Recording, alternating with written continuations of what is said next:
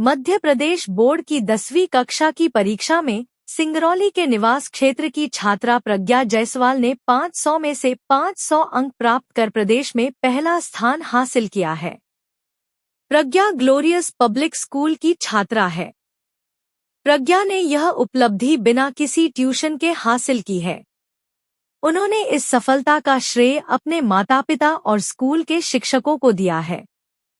प्रज्ञा के पिता विनय कुमार जायसवाल शासकीय उच्चतर माध्यमिक शिक्षक हैं। उनकी माता श्रीमती शशिकला जायसवाल भी उच्च माध्यमिक शिक्षिका है। प्रज्ञा ने बताया कि उनके माता-पिता का हमेशा सहयोग मिला। विद्यालय के शिक्षकों ने भी लगातार उनका उत्साहवर्धन किया। प्रज्ञा का एक छोटा भाई प्रभात जायसवाल है, जो सैनिक स्कूल रीवा में 8वीं कक्षा में पढ़ रहा है।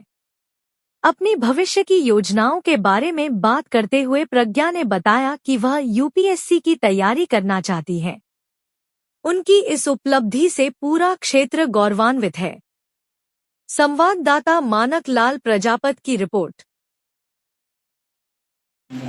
मेरा नाम प्रज्ञा जायसवाल है। मैं ग्लोरियस पब्लिक हाई स्कूल निवास की छात्रा हूँ। मैंने एमपी बोर्ड 2025 में प्रथम स्थान हासिल किया है और इसका श्रेय मैं सभी टीचर्स को, अपने school glorious public high school, अपने पेरेंट्स को देना चाहूँगी। हमारे टीचर्स और पेरेंट्स ने बहुत ही मेहनत की है और हमको बहुत ही मोटिवेट भी किया है कि हमको कैसे पढ़ना है और क्या क्या करना है, इस सभी की जानकारी दी है। तो मैं उनको बहुत बहुत धन्यवाद करना चाहूँगी। Thank you. आगे आप जो 500 में 500 अंक प्राप्त किए हैं, आगे आप क्या बनना चाहती हैं और इसका श्रेय किसको देंगी?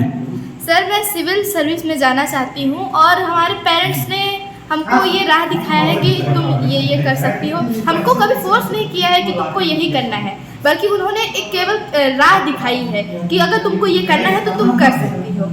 कितने घंटे पढ़ाई करती थी आप?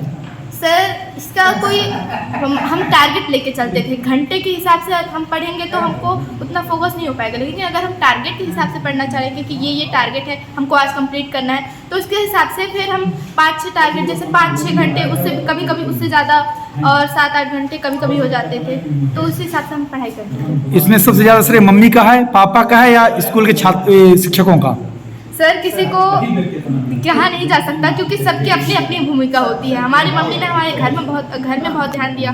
स्कूल वालों ने स्कूल में हमारे बहुत मेहनत की, हमारे सारे डाउट्स वगैरह को सॉल्व किया और हमारे पापा जी ने भी हमारा बहुत ध्यान रखा है। तो मैं किसी एक को तो अपना क्रेडिट नहीं दे सकती, सभी का बराबर योगदान है। सर, ये जो 500 में 500 अंक मिले हैं आपको, 100% रिजल्ट, तो क्या उम्मीद था आपको? सर, इतनी उम्मीद नहीं थी, लेकिन सभी की मेहनत का फल है कि आ गए। सर, धन्यवाद। आपकी विद्यालय बच्ची मध्य प्रदेश में टॉप की है, 500 में 500 अंक अर्जित की है, इसका श्रेय किसको देंगे आप? सबसे उसकी कड़ी मेहनत को देंगे और उसके मम्मी जो है तो उसको माने एक मिनट का जो है ध्यान रखती थी और कब पढ़ना है।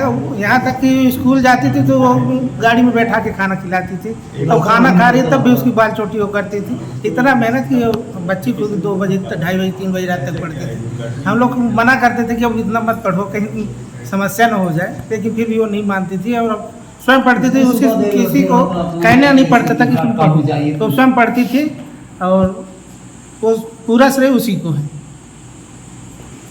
जैसे बताया गया कि बच्ची आपकी पूरे रात लगभग 10 से 12 घंटा पढ़ाई करती थी, पूरे दिन में 12-13 घंटा तक पढ़ाई करती थी।